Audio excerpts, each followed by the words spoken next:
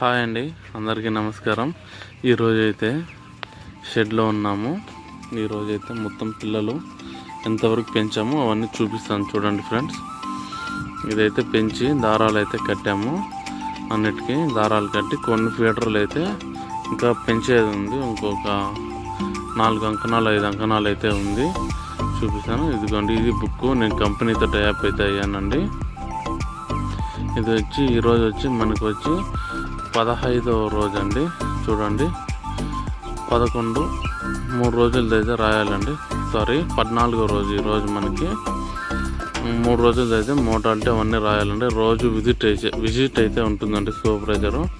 చూడండి, ఇలా పెంచి ఇంకా పెంచేవైతే అదైతే ఉందండి. ఆ పొట్టు లెవెల్ చేసి పెంచాలండి.